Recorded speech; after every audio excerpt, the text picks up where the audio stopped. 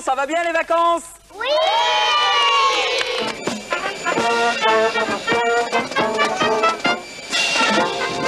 Hi, Vinny! Sophie, James, Janine from Saturday Disney. This is the biggest plane I've ever been on. Oh, from Australia. All right. Ah mais alors faut se présenter. Oui, On est le Disney Club de France. And we're from the Disney Club Great Britain! Disney Plus celebrando su 35º aniversario de Disneylandia. 35 años. Nada más y nada menos. Holland. And to Disney, Mexico. Voilà, vous venez de découvrir les autres animateurs des autres Disney Clubs, de la Hollande, de l'Australie, du Venezuela, et j'en oublie. Nous nous sommes tous rencontrés à Disney World en Floride, puis à Disneyland en Californie. Et nous avons tourné plein de reportages que nous vous montrerons dans les futurs Disney Clubs. Aujourd'hui à Paris, nous découvrirons un métier très amusant, toiletteuse de chiens. Et naturellement, nos rendez-vous habituels avec Tic et Tac, les Rangers du risque, la bande à Picsou et la quoi? La diligence C'est express. ça.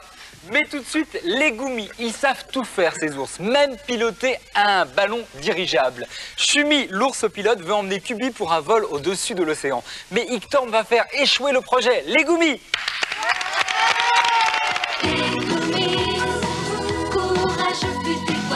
Hello friends, I'm James from Saturday Disney in Australia.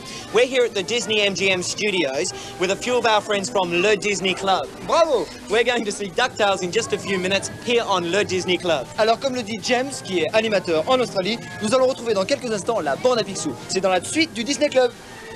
Oui. Voilà, je n'ajoute rien, c'est la suite du Disney Club.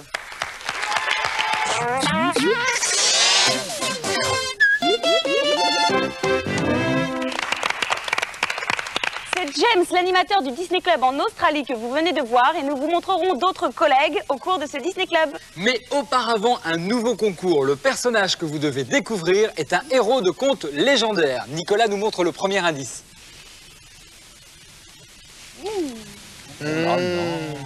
Vous avez bien noté?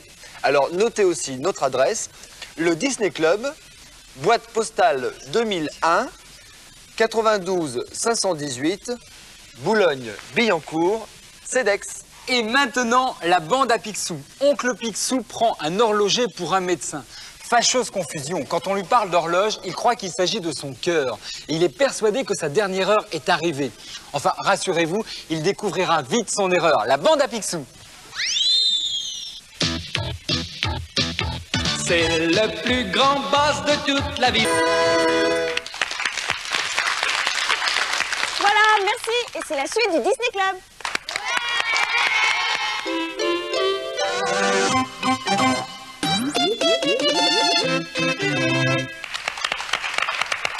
Avez-vous déjà vu des pigeons voyageurs? A priori, ce sont des pigeons comme les autres, mais voilà, ce sont des pigeons dressés et justement pour voyager. Et nous avons aujourd'hui sur le plateau Monsieur Pessel et des pigeons voyageurs.